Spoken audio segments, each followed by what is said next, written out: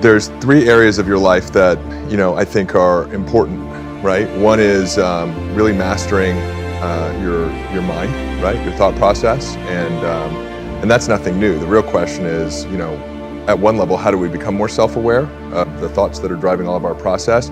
But more importantly, how do we change our thinking? How do we change the habitual patterns of thinking that we become addicted to?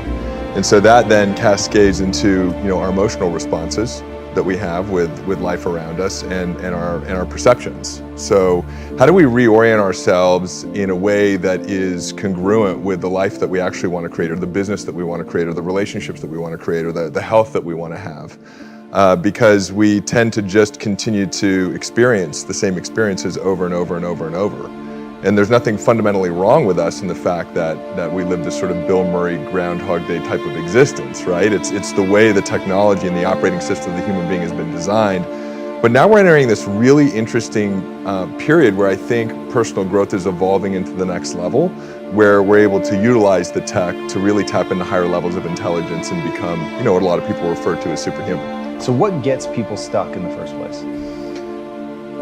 There are a number of things that get people stuck. I mean, let's talk about beliefs for a second. What are beliefs? Beliefs are the meanings that we gave the experiences of our life, mostly before the age of 7, before a significant portion of the prefrontal cortex is fully formed. We gave meanings to the experiences of our life, or other people gave meanings to the experiences that we were having, right? I remember distinctly one time, I grew up in Orange County, California, and I don't know why in first grade they had us choose which mission we wanted to build along, we had Mission San Juan Capistrano. Interesting. So at a paper mache and clay, I'm building Mission San Juan Capistrano in my garage, and my dad walks in and he says, "Hey, let me show you a better way to do that." The meaning I gave that experience was I didn't know how to do it right. And just because of the way the technology works, what happens is that starts to shape the lens through which we experience the future experiences of our life. So the next time you have an experience, you're approaching that experience through the not knowing how to do it right. And because the brain is a goal-achieving machine, that's all we start to notice, right? Is what we're not doing right, and really no recognition of what we're doing well. So we get caught in this psycho-cybernetic loop. And if you're not aware of it, there's really no way out of it, because in every new experience, you're just going to continue to focus on that which reinforces the belief systems that you established or the meaning that you gave the experiences early on, and you're going to ignore everything else. You become trapped, right? By your own thoughts. By your own thoughts, by your own belief systems. And now we're really understanding that those meanings aren't just some sort of like marshmallow fluff or kind of esoteric concept. They're actually wired into the neural networks of your brain. Like, we can't do that today, but in the future I would imagine we'd be able to brain scan you and go, oh, those are the neural networks that light up when you feel like there's not enough time, or money's hard to make, or you're not good enough, or you're not as far along as you should be.